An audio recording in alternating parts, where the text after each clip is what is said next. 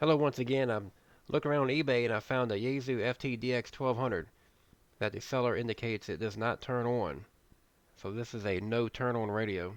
And looking at the serial number and looking at the eBay pictures that I'm showing you now, it looks like it's about 10 years old or just over 10 years old now. So anyway, went ahead and made the purchase and let's see if I can get this thing figured out. Alrighty, got this Yaesu FTDX-1200 unboxed. I'm going to spin this radio around. I want to do some checking around the power plug and just make sure I don't see any dead shorts or anything like that. I'm going to spin this thing around and do some checking around the power plug here. Alright, just spun the radio around. I could just check this power connector, make sure I don't see any dead shorts or anything like that on it before I go start putting power on this thing.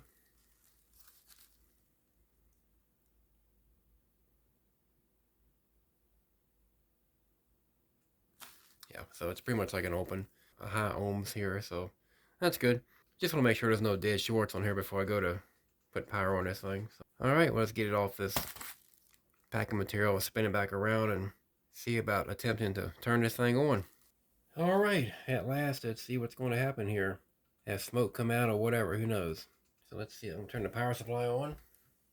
Nothing bad happened yet, I don't think. Let's do the old power button here. Alright, so it did not turn on, did not do anything. Let's try the microprocessor reset.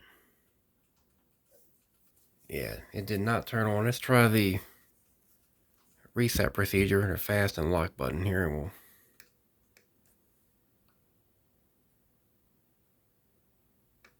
whole bunch of nothing. Okay, well, after a few days of just kind of thinking about this thing, let's go inside this radio and let's take a look at it.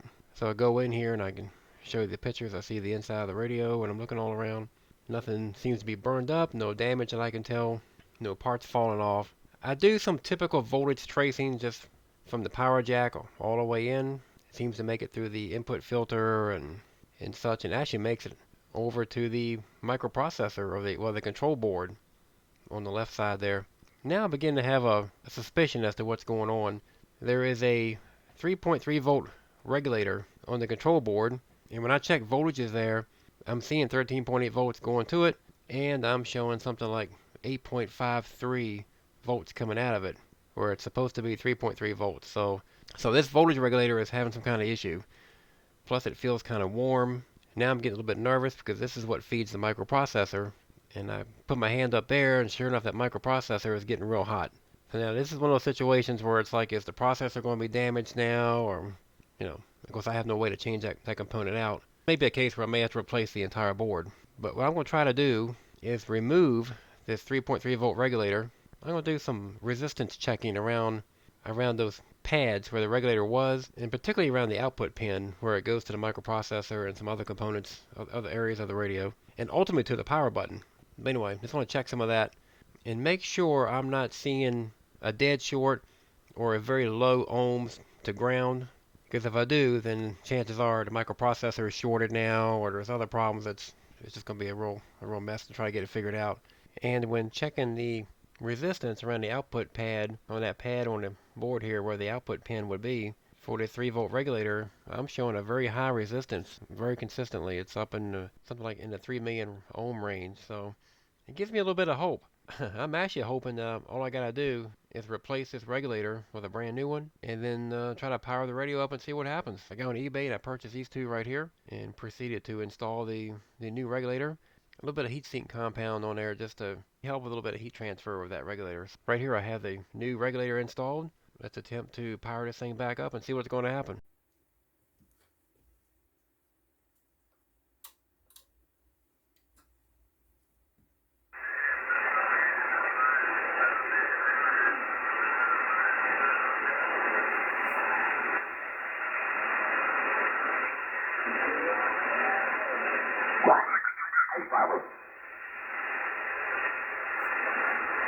Okay, QRZ beaming in North America, Echo India 6, Juliet Golf Bravo. Oh,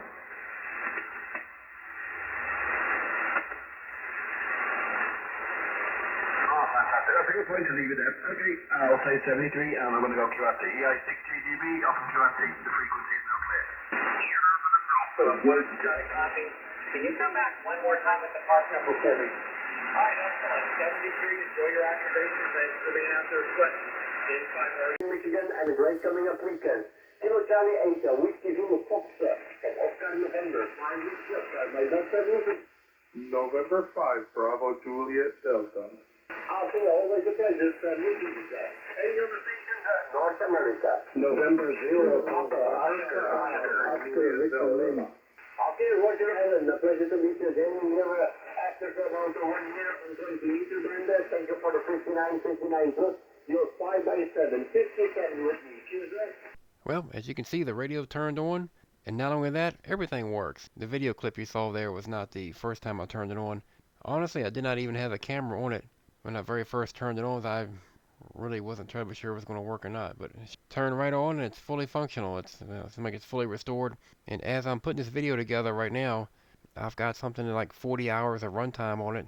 It's been running just fine in recent days and weeks, so I'm very happy with it, with this radio. I'm very nice to have it restored, and it cost me something like $4 for those two regulators, and here we are.